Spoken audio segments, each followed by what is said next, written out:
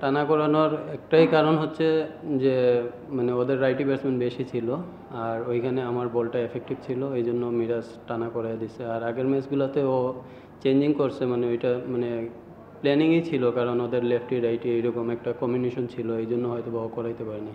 But আজকে ওর হাতে option ছিল, এই জন্য করাই ফেলছে। উইকেট 180 উইকেট ছিল। আমার কাছে মনে হইতেছে ওই ফার্স্ট রান আউটটাই ওরা একটু ব্যাকফুটে চলে গেছে আর কি। আমি যখন এগেনস্টে বল করতেছিলাম আমার ভালোই লাগতেছিল, কারণ আমার এই উইকেটে, বিশেষ করে এই উইকেটে আমার ফরেনদের বোলিং করতে খুব ভালোই লাগে আর আসলে আমরাই ব্যাটিং করতে চাইছিলাম আর কি এই উইকেটে। বাট আমাদের প্ল্যানই ছিল যেইটাই হয় আমরা ওইটাই করব, বাট আমাদের ফার্স্ট টার্গেটই ছিল আমরা টস পাইলে আমরা ব্যাটিং করব।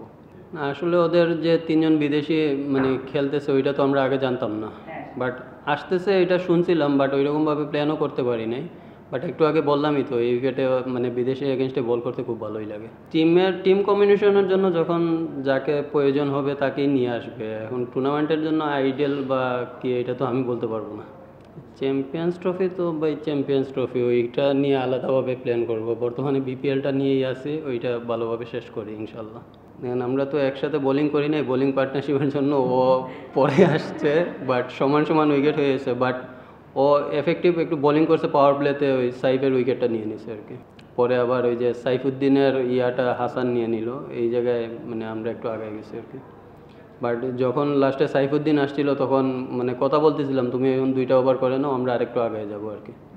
অবশ্যই ফরেন প্লেয়ার তো হচ্ছে আমাদের সাপোর্ট করার জন্য, যা খেলার আমাদের লোকালরাই খেলতে হবে, বাট ওরা আমাদের সাপোর্ট করবে।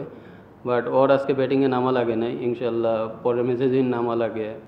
অবশ্যই দেখেন আমাদের টিমের লোকাল যারা আছে সবাই আলহামদুলিল্লাহ, বিশেষ করে ব্যাটসম্যানরা খুবই ভালো ব্যাটিং করতেছে।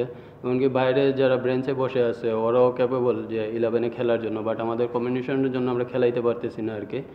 বাট সবচাইতে ভালো দিক হচ্ছে আমাদের টিম মর্নিংটা খুব ভালো, খেলি না খেলি আমরা সবাই এক আছি আর দেখেন এটা গত 2 ম্যাচ আগ থেকেই আমরা নকআউট খেলতেছি, আর সব টিমই তো চায় যাতে সেমিফাইনাল ফাইনাল খেলুক। আমাদের ফার্স্ট টার্গেটটাই ছিল টপ 4-এ আসা, আলহামদুলিল্লাহ আসছে। এখন আজকে যেহেতু এলিমিনেটেড ফার্স্ট ম্যাচটা আমরা জিতছি আলহামদুলিল্লাহ, ইনশাল্লাহ নেক্সট ম্যাচটাও জেতার জন্য ক্রিকেট বলবো, সবাই তো চায় ফাইনালে যাওয়ার জন্য, আমাদেরও স্বপ্ন আছে। এমনকি এই বিশ্বাসটা নিয়েই আমরা গত 3 ম্যাচ আমরা খেলতেছি আর কি।